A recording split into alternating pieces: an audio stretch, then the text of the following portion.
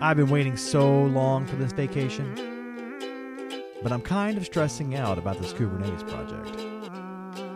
I really need to get the ball rolling on learning this stuff, so I'll pack Nigel Poulton's Quick Start Kubernetes Guide.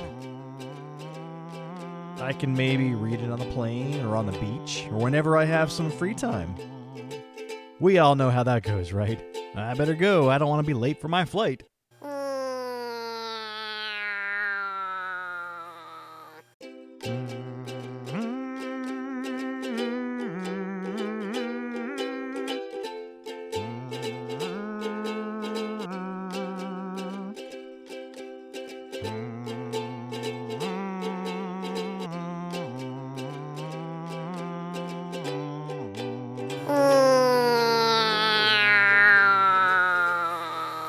Man, vacation was a blast. You can tell by my sweet pics, but I didn't have a lot of time to do any reading or anything, and I probably should have worn more sunscreen.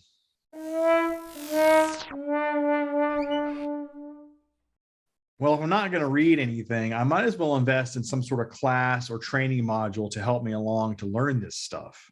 But I'm not really sure if a class is worth the investment yet. Maybe I'll give my buddy Mumshad Mannambeth a call. He teaches some Kubernetes classes on Udemy, so maybe he can help me understand if I need a class and if a certification has any value for me.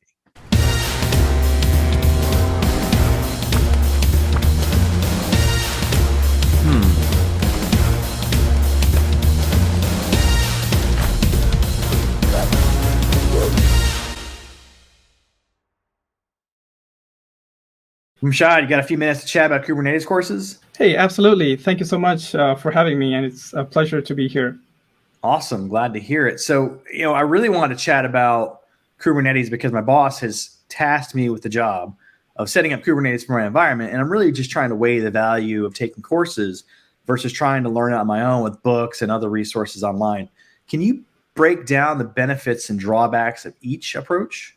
So that's actually one of the questions that I get asked a lot. There are so many awesome learning resources out there that it can be overwhelming at times. So to answer your question, nothing beats learning by yourself, right? So the time that you spend yourself learning a technology by building it, tinkering, and then breaking it, fixing it, and then building it again is the single most important thing to do while learning anything. And it's when you learn something by doing that, you'll learn for real. As they say, you retain like 10% of what you read, 20% of what you hear, 30% of what you see, and 80% of what you do. So nothing can beat that learning by doing, right? And of course, there are a number of resources out there, especially the Kubernetes documentation pages, of course. There's this great resource by Kelsey Hightower, the Kubernetes the Hard Way, which is also an awesome resource. And also there are these courses that can help. And so our courses, we try to make the journey easy and enjoyable through our hands-on lab experience. So we focus on kind of a slightly different approach where traditionally you're given a lot of steps and then you just have to follow those steps step by step. So you're basically copying and pasting commands and getting things done. But the challenge there is sometimes you're not really sure why you're doing something.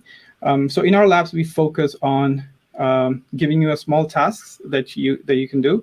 And then you have to research and find solutions by yourself in completing those tasks. And that by doing that, you're actually thinking all the time and researching and finding solutions. So that really helps in this learning process. Yeah, that approach is interesting because it kind of mirrors what you would see in an actual environment where you're administering it, right? You're not going to have the answers written out for you when you have a problem. You have to go out and find those answers on your own based on the information you have at the time. Yes, yeah, exactly. So that's something that we do like constantly.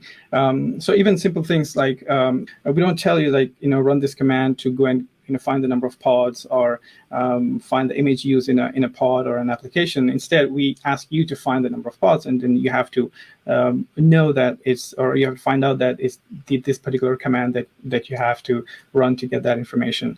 So, for example, when we teach troubleshooting, we actually break the cluster. We give you a broken cluster, and then you have to find, debug and find out why it's broken, and then fix it. And then when you fix it, we break it again. Then you fix it again. And it's only when you're not able to kind of progress further that we show you the hints and solutions. You watch those. So yeah, absolutely. Okay. So what about some other resources I could use? Are there any books or other courses that I need to look at? And which courses would you recommend? The Kubernetes documentation page, as I said, it is probably the most important learning resource for Kubernetes. There are also books like the Kubernetes Up and Running by Brendan Burns, Joe Beda, and Kelsey Hightower, and also the Kubernetes the Hard Way that is suggested. And there's the weekly TGIK series on YouTube, which is also awesome, an awesome resource to watch. And then we have our courses on Udemy and on our platform, Kodekloud.com. And we basically help mostly absolute beginners to learn the absolute basics, and then learn the basics of Kubernetes, and also prepare for certification and get certified.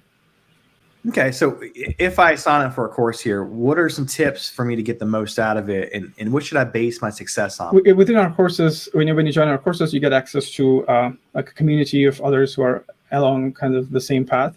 So we have a Slack group where you can join and talk to others and get instant support on the issues that you're having. So that's one thing that I would highly recommend.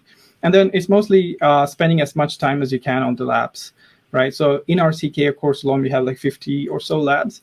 So, and that together is going to give you like 200 hours or more of just hands-on practice. And most of our students go through those multiple times just so they know that they are thorough. Right. So I would say, practice a lot and spend as much time as you can on the labs getting hands-on experience. So, you mentioned earlier certifications. Do those do me any good in a real world environment, or are they basically just for getting jobs? Like, what are the benefits of getting a certification? Yeah, and this is another question that I get asked a lot. So to me, I see certifications as kind of the journey, the learning journey that you're on. Right. So you have a goal, and people take certifications for multiple reasons. One, for their job, for improving their profile, and improving their resume, and others just do it for learning, just for learning purposes as well. And then there's this also mandate from companies on getting their employees certified, to have these mini certified experts in their team. So there are different reasons why people do it. But to me, it's actually the journey, the learning process. So you have a goal where you have to get certified, and you're just, you have this set of curriculums, like short-term goals that you need to achieve. And then, you're tracking your progress, you're going through it multiple times. And then that really, you have this goal to get certified, so you're really going through this multiple times. You're making sure you're thorough, you're not making a mistake. And even if you fail, giving a certification, you're back again learning, making sure that you fill your gaps and get certified. So yeah, to me that's the most important thing about certification. Cool. Yeah. So it's more than the value of the paper itself; it's the value of the learning journey, the experience. Yes. Basically trying to get all the tasks done that you need to get there. Yep. Absolutely. Okay, nice. Well, Mumshad, it looks like I have some really good starting points here. I guess I'm going to go back to school. I think we nailed it.